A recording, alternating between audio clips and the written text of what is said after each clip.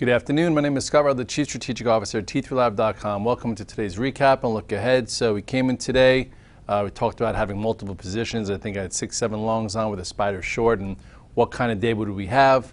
You know, IBM was up, Netflix was down. Would they isolate the weakness to Netflix and let some of the other high beta names that were strong go green and maybe push? And as slow as today was, there was a lot of good, day trading type of action. If you look overall at the indices, it's pretty impressive. Look here at the SPX.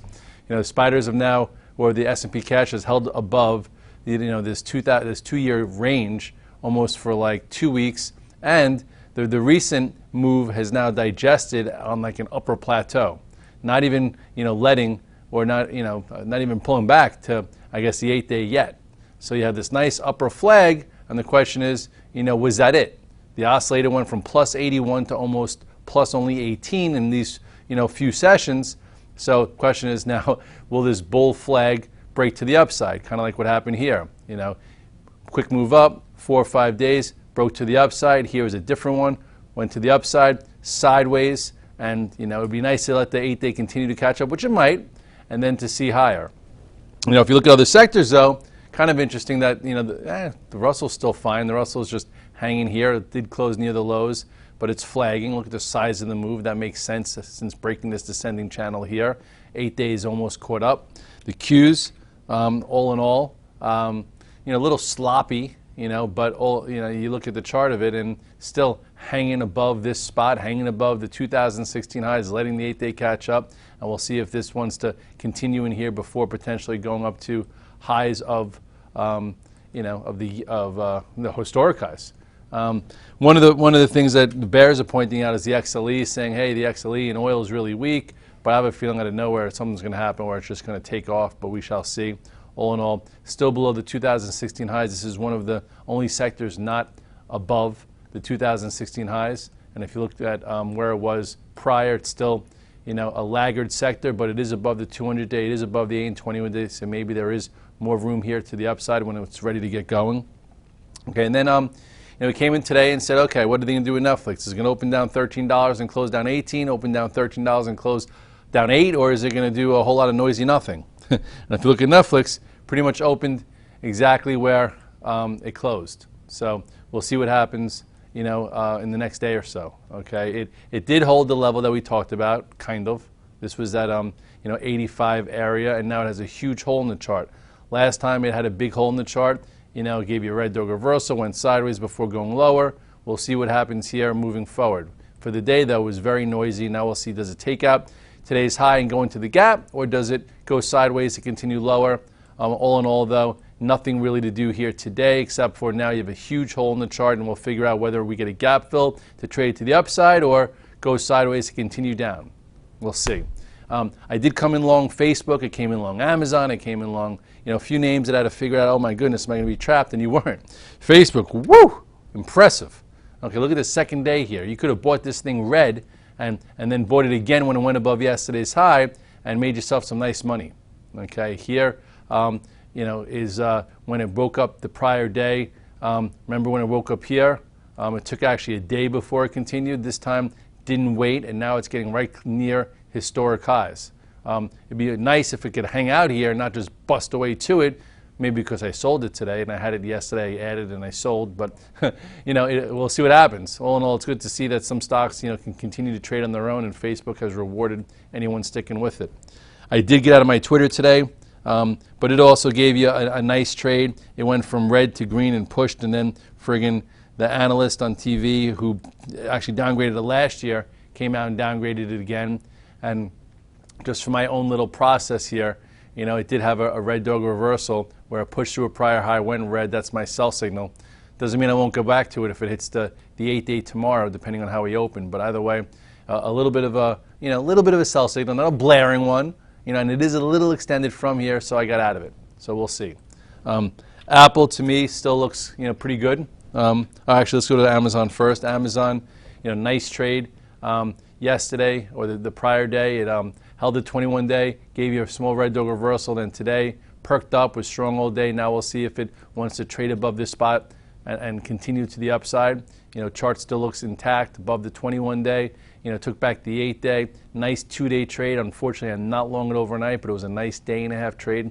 I haven't made money in Amazon in a while, and this was a nice little, doesn't look like much here, but if you bought 729s and added 734, you could have been a seller around 740. And now we'll see whether this gets taken out tomorrow for some upside. Google I avoided, but it did close strong and hung in there. So Google's kind of changing character as if they're hoping that this quarter they don't miss again. Hasn't done a heck of anything, in a long time. So now it's making its way back up, pricing in a great report. So we shall see. Microsoft was out after the close, seemed very impressive. At face value, people were worried that it would miss like Netflix missed last year. Last quarter it mixed and got a huge hit. It's been going sideways, so they discounted it, and now I guess see whether or not it could hold above this spot. This high here is 54.34. As long as it stays above that, it should at least fill this gap, and then at some point, who knows? Help the tech sector get above its all-time highs, and here this is. But all in all, this also hasn't done anything in literally October, almost a year and a half of accumulation. Maybe now this is enough. We'll see. Banks aren't doing a heck of a lot. Bank of America, hit the, still chugging along. JP Morgan feels like it's trying to hold this 8-day. So maybe if you bought the pull-in, a little exposure here isn't the end of the world, and you'll see if it can continue. Goldman Sachs, tried to pull a Bank of America, but it kind of sold off. But look how far it came, and maybe it tries to hit the 8-day. Not much to do there. Twilo, which is a new issue that the underwriters actually put a neutral on. Maybe they're trying to accumulate. Who knows? But all I know is that it gave you some nice pivots so far. One was right here. Another was when it got above this spot, and now it kind of closed below the 8-day. So if you're out of the way for now, that's fine. Maybe tomorrow we'll get a red dog reversal around this pivot, but we'll see. Tomorrow's a long day away. We'll see if anyone says anything about it. Metals not doing a heck of a lot. Just hanging out here, trying to hold the 21-day. We've seen this before. Seems like every time it tries to hold lower, it doesn't let you buy it. It holds and then goes. Came in. Actually, this doesn't show you much, but here it is holding the 21-day. Looks as if it's trying to stay, somewhat constructive. Even if it held the 50-day, it's constructive for the metals. GDX, what are you doing? Getting real tight. So that's interesting to see what's going to happen here soon. If GDX is getting real tight, it's going to break one way or another. If the market breaks to the, to all-time highs, maybe this breaks down to the 21-day. You could probably look at the NUGT, same type of scenario, very, very tight, a little weaker. Definitely wearing some people out both ways. So just have a thesis here. I think you should be flat it, and if it breaks to the upside, you'll be able to buy it. If it breaks to the downside, you'll be able to short it, or pick a side. For me, it's just getting tight, and I think it's a riskier buy than a riskier short. But what do I know? TLTs, what are you doing?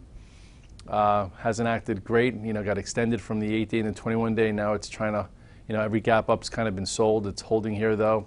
I don't know. You've had some calculated longs. You had a calculated long here. You had a calculated long when it gapped up and held and continued. And now I'm not so sure. Definitely getting choppier. And that's it. Today was, I think, a great, the last 2 days were good day trading days because a lot of our stocks, the high beta names, were showing relative strength, and you actually could have bought them in the morning versus having to chase them with a huge gap up. Even Baba, I know it sold off into the close, opened lower and gave you a push. Okay, it did the same thing kind of did here, and then came off here, came off, and just a little extended. All in all, this pattern looks to me like it's, heading back up to, this 85 level prior to earnings. We'll see. That's why I'm in the calls, and we'll see whether or not that's the case. It does trade and gives you some nice moves. The last 2 days, you could have bought the down open and made some good money. Either way, though, it is above this breakout and continuing to trend above the 8-day, and we'll see if that continues. That's really it. I think people forget, what is it, July 19th, so I know the volume's light, but they don't give you your money back if you short a situation where the volume's light. Same way, if you try and buy a pull-in that, the volume's light, you don't get, it's not refunded. So you have to continue to do your work, and if you can do your work, you can get paid because there's a lot of pivots to use and things going on. You just have to be very selective. Every sector right now is not created equal. The IBBs got rejected, for the first time it got there here. Doesn't mean it's game over, but, it didn't have the juice to break out above this spot. Breakouts are great when things break out. Right now it wasn't able to. It came into resistance and got rejected. So now we'll see what happens here, if it can hold the 21-day or not, or get an inside day and then try it again as we get closer to big cap bio earnings.